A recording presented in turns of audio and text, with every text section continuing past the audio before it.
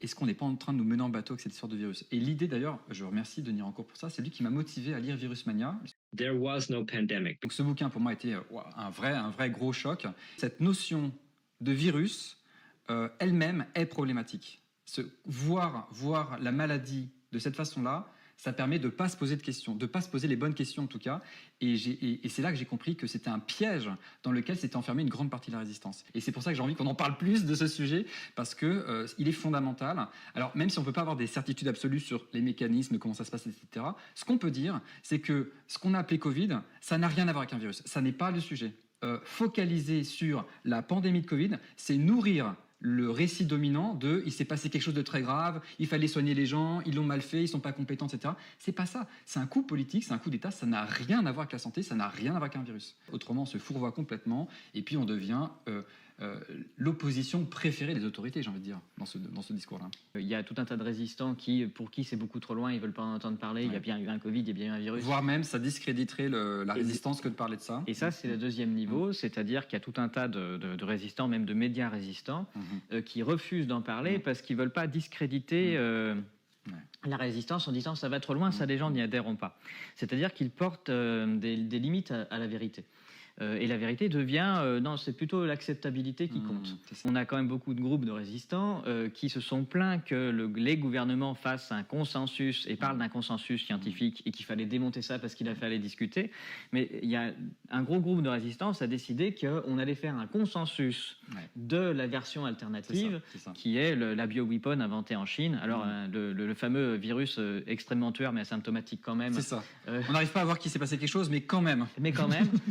Et d'ailleurs, ce qui me pose un énorme problème, c'est-à-dire qu'ils préparent le coup pour la prochaine fois. Parce qu'ils disent, ce bioweapon-là n'a pas fonctionné, mais attention, le prochain coup, le virus X, la grippe aviaire, là, ce sera terrible, et du coup, il faut se méfier. Et d'ailleurs, donc il faut lutter contre les laboratoires P4 qui créent des bioweapons, etc., alors qu'il n'y en a pas de traces. Ils ont donc lâché des virus asymptomatiques partout en même temps sur la planète. Donc, il y a quand même des gros moyens pour lancer les virus asymptomatiques. D'ailleurs, je suis toujours en Covid asymptomatique, je précise.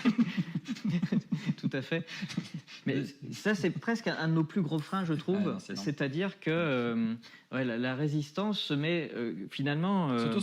S'auto-censure et du coup copie humainement le mécanique en face. Exactement. La résistance, du coup, fait la même chose sur un autre consensus.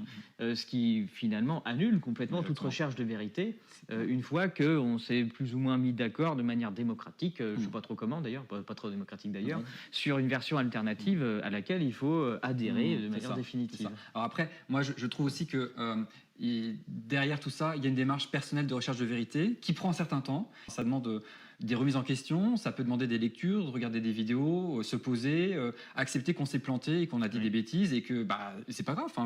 L'erreur est humaine, par contre c'est persévérer qui est diabolique. Moi je milite pour que au moins il y ait un débat qui s'ouvre. Il s'est un peu ouvert dans le monde anglophone.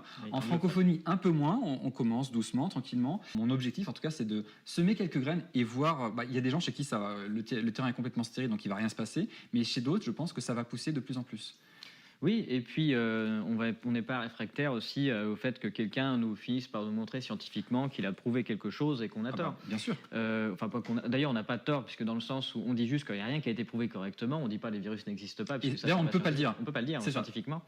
C'est juste qu'on dit que les méthodes qui sont utilisées aujourd'hui pour prétendre on a isolé le virus, c'est malheureusement la vidéo de Nexus, qui a été proposé, c'est pas scientifique du tout. La démarche n'est pas scientifique, c'est même ascientifique, parce qu'en fait, ce sont des postulats de départ où on prend comme hypothèse des choses qui nous arrangent, parce qu'on veut défendre une théorie, et puis ensuite on met en place des techniques que pour aller dans le sens où on s'auto-valide.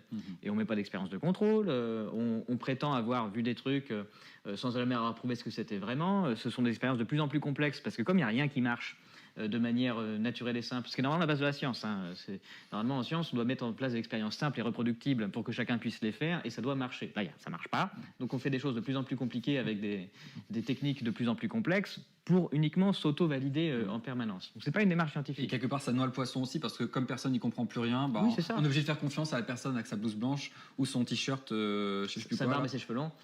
Répète. Sa barbe et ses cheveux longs. Ah oui, ça. Voilà, ça là, ce côté-là peut rassurer des gens, leur dire non, lui c'est un vrai là, je comprends pas ce qu'il raconte, mais il a forcément raison. Et ça c'est c'est terrible. Hein, ça...